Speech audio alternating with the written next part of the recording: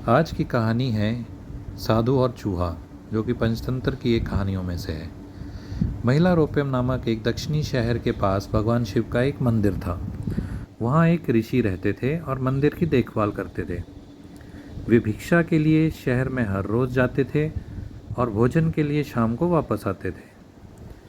वे अपनी आवश्यकता से अधिक एकत्र कर लेते थे और बाकी का बर्तन में डालकर गरीब मजदूरों में बांट देते थे, जो बदले में मंदिर की सफाई करते थे और सजावट का काम किया करते थे।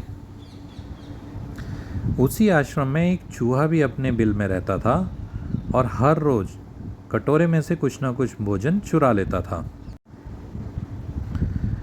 जब साधु को एहसास हुआ कि एक चूहा भोजन चोरी करता है, तो उन्होंने इसे रोकने के लिए सभी तरह की कोशिशें की। उन्होंने कटोरे को काफ़ी ऊंचाई पर रखा ताकि चूहा वहां तक ना पहुंच सके, और यहाँ तक कि एक छड़ी के साथ चूहे को मार भगाने की कोशिश भी की, लेकिन चूहा किसी भी तरह कटोरे तक पहुंचने का रास्ता ढूंढ लेता और कुछ भोजन चुरा लेता था। एक दिन एक भिक्षुक मंदिर की यात्रा करने के लिए आए थे, लेकिन साधु का ध्यान तो चूहे को डंडे से मारने में था और वे भिक्षुक से मिल भी नहीं पाए। इसे अपना अपमान समझ भिक्षुक क्रोधित होकर बोले, आपके आश्रम में फिर कभी नहीं आऊँगा, क्योंकि लगता है मुझसे बात करने के अलावा आपको अन्य काम ज़्यादा महत्वपूर्ण लग रहा है।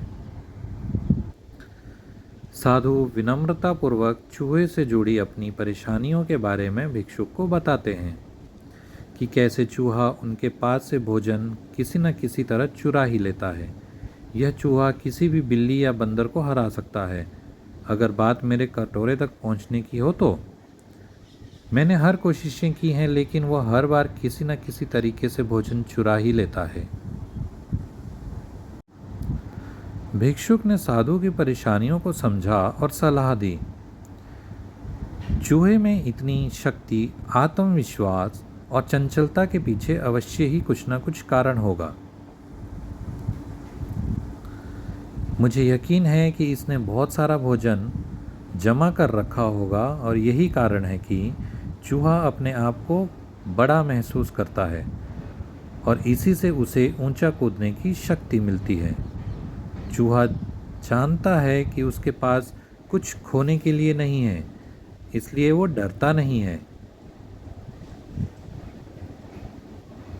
इस प्रकार साधु और भिक्षुक निष्कर्ष निकालते हैं कि अगर वे चूहे के बिल तक पहुंचने में सफल होते हैं तो वे चूहे के भोजन के भंडार तक पहुंचने में सक्षम हो जाएंगे। उन्होंने फैसला किया कि अगली सुबह वो चूहे का पीछा करेंगे और उसके बिल तक पहुंच जाएंगे। अगली सुबह वो चूहे का पीछा करते हैं और उसके बिल के प्रवेश द्वार तक पहुंच जाते हैं। जब वो खुदाई शुरू करते हैं तो देखते हैं कि चूहे ने अनाज का एक विशाल भंडार बना रखा है। फौरन ही साधु सारा चुराया हुआ भोजन एकत्र करके मंदिर में ले जाते हैं। वापस आने पर अपना सारा अनाज गायब देख चूहा बहुत दुखी हुआ और उसे इस बात से गहरा झटका लगा और उसने सारा आत्मविश्वास खो दिया। अब चूहे के पास भोजन का भंडार नहीं था, फिर भी उसने फैसला किया कि वो फिर से रात को कटोरे से भोजन चुराएगा।